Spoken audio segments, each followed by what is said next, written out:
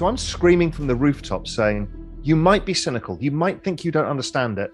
You might think you can't afford to play in this, but you have to listen, because this is the opportunity. You can't come back to me in 10 years' time and say, well, we missed all of that. All the rich people got richer. No, you, I, everybody else is saying, now is your time. Don't be irresponsible, dollar cost average, do all the right things, but here is your opportunity. This is the biggest opportunity I've ever seen, and I'm going to take advantage of it, and so should everybody else. This is not rich or poor. This is an every person opportunity, and we've never had this before, ever.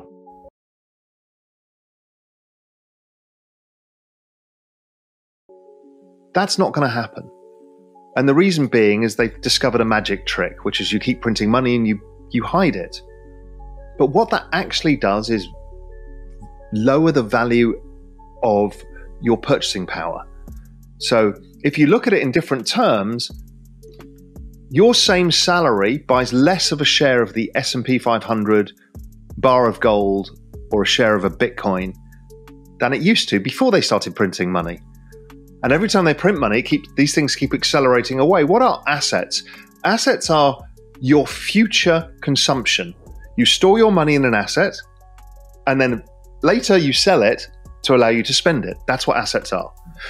So you're being able to buy less future consumption, i.e. you're poorer in the future. And so that creates a big problem. The other thing is the governments have kind of bankrupt by having spent so much money trying to bail out the economy so many times that they're going to tax you more. So therefore your income's going to be less, your future's going to be less. This is not good. And they've got the risk of banks blowing up and other things, which means you could lose all of your capital. So what you've got is an asset class that's currently, just Bitcoin alone, is currently just under $1 trillion today. If we look at the size of the global equity markets, global bond markets, global real estate markets, they're all between 100 and $200 trillion. So what could Bitcoin be worth if that life raft takes us to dry land and gives you a chance? It's probably worth $100 trillion. So it's got 100x to go from here. Nobody watching this or listening to this will ever see an asset in their lives go up 100x that's already gone up 2 million%. So it's the opportunity of everybody's lifetime to actually create wealth, and it protects your wealth for the factors such as, excessive taxation, although you can't really get out of the tax system, but it gives you optionality. It also gets you out of this currency debasement cycle that we're in.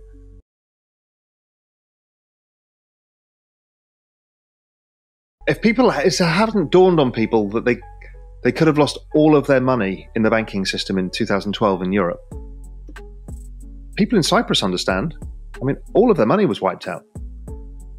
So there's the probability of total wipeout. And we've seen it time and time again within the financial system. We've got these other risks that we don't understand, such as the debasement of money. These are risks we don't really understand. There's also confiscation risks, and we see that periodically. Basically, we're seeing it in China now. We've seen it in Russia in the past. We're all running risks. Then we've got a pension system that's underfunded. And so people don't understand that the fact that what they think is a retirement nest egg, A, is going to be worth less in real terms, and B, is not enough. And we've also got the social security or state benefit system, which is underfunded, which could bankrupt governments. We've got a lot of these big existential risks.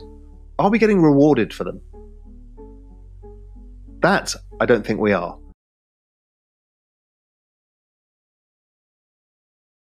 A bunch of retirees, the baby boomers, and they've kind of screwed it all up because they've got all the debt, they've got too much equity exposure.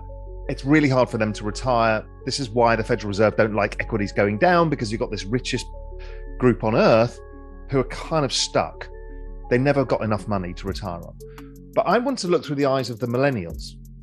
So they are 32 years old.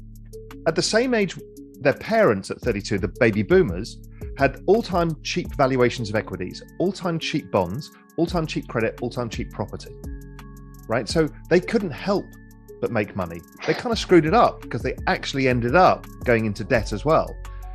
But they couldn't help but make money. So then the millennials had the opposite. All-time record valuations of equities, all-time record valuation for bonds, all-time record credit, all-time record highs in property. So I'm like, these guys are screwed unless something else comes along. And that thing is crypto. Because the future expected return of crypto, it's been growing at 213% a year in returns. That's how much it makes, even though it's very volatile. Sometimes it's down 70%. Over time, you're making 213% a year. It has grown as an asset. It's gone up, I think it's 2 million% since inception. No other asset in all recorded history has ever done this. And we haven't even started. I still think there's probably another 100x from here. Not even the baby boomers got given that. The S&P didn't go up 100x since 1980. So this is the magnitude of what's there. So I'm screaming from the rooftops saying, you might be cynical. You might think you don't understand it.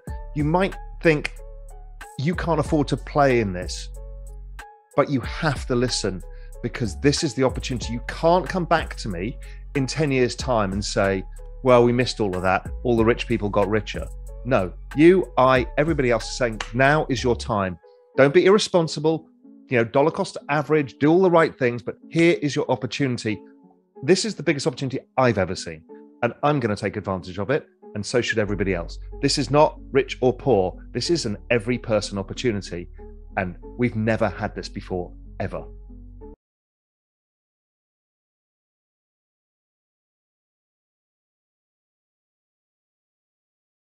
Also, we're in a very difficult world. Part of my exponential age thesis is the rise of technology such as AI, robotics, and all of these things.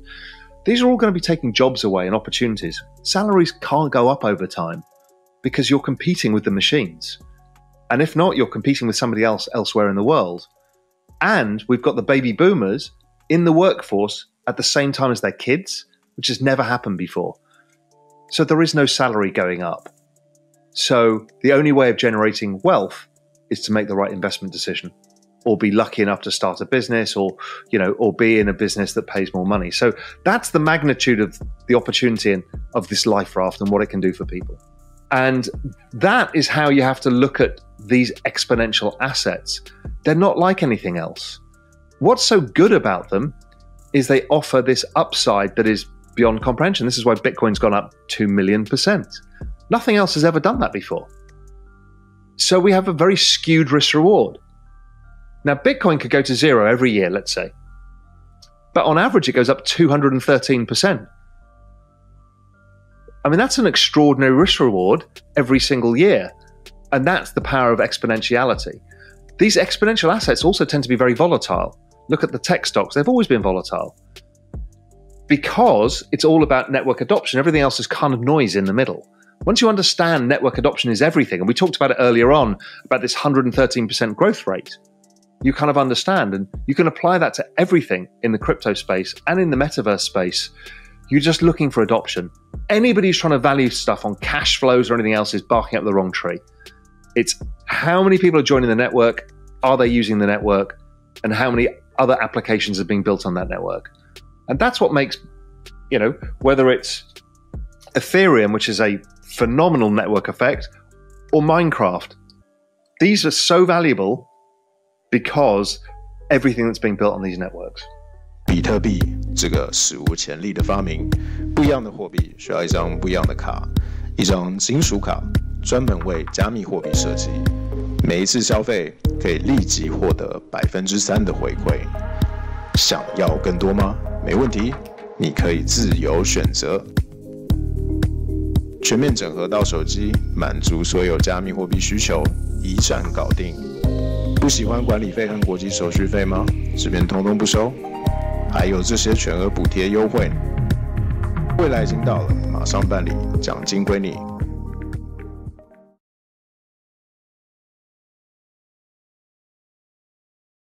But everything that we've talked about, and everybody will have, even if you're not very familiar with the space, will have heard the term DeFi or NFTs or tokens. Basically, most of that is still being built on Ethereum. And as you said, the network. So what is this Metcalfe's law that you and I have referred to? Metcalfe's law is it really started to become understood in the 80s, and then much more so as mobile phone networks started, these giant connected networks, right? Because digital technology allowed networks to connect. Before it's humans, we couldn't connect with each other in the same way. So networks connect with mobile phones, suddenly they explode in value. You know, all these phone companies, huge companies. And if you added them all up around the world, they'd be worth tens of trillions probably. We just don't even think of it in those terms because they're fragmented networks. Then the internet comes along, this free network, and everybody builds on top of it, and they create network effects. Like the most classic example is Facebook. Facebook connects us with friends and family, and in exchange, they get your data, they sell you adverts, and so you've got a bunch of people using it, a bunch of businesses now building on it, and this advertising monetization structure. Shareholders get rich. You and I get to unfortunately meet somebody from university that we don't want to talk to, that we met 20 years ago and we're now connected with again. You know, it's that. But the network that Ethereum and Bitcoin does is different. You're the owner of the network and the user. So as a user, like you said, with the NFT, you're actually owning a share of the network itself. So everybody uses it, owns a part of it. Therefore, if the network's going to get used a lot, you're all going to get rich. And the value of the network is going to go up massively. And the more people build interconnections, so Metcalfe's law is not only just the number of nodes, i.e. the number of users, but how much they connect with each other. Well, you're seeing it because there's NFTs and there's DeFi and there's all of these applications, or the store of money aspect. These things all together, and then there's the linking of all of these, like Chainlink or some of these other protocols, Polkadot. They're linking all this ecosystems together. So I can send you $1 instantaneously, and we have no idea whether it went on Bitcoin rails, XRP rails, Ethereum rails, and guess what? We don't care. I promised you $1, you want to get the dollar instantaneously. That's interoperability, that's all coming. So this is what Ethereum is about. It's the magnitude of this network where everybody's developing everything on top of it, and it's scarce supply. So it's seeing an even faster adoption rate than Bitcoin now. For the reasons that seem pretty clear, because it has more use cases than currently the Bitcoin blockchain does. Doesn't mean Bitcoin blockchain can't in due course, but right now there's a lot more use cases in Ethereum. It's super exciting.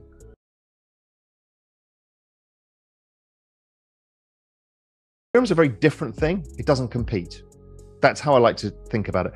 And unfortunately, when you go online, people will tell you, well, it's competing and it's not as good. You have to ignore all of that and look at the whole space overall and just be honest, saying we don't know where this is going to be in 10 years' time. And like you say, so therefore I can own 3 of these things, and probability is I'm going to capture a large part of this, and maybe I'll adapt in due course. Don't overforce the narrative. Just be broad, be open, and always be learning, as you rightly said, because we don't know. This is all new and it's happening at lightning speed.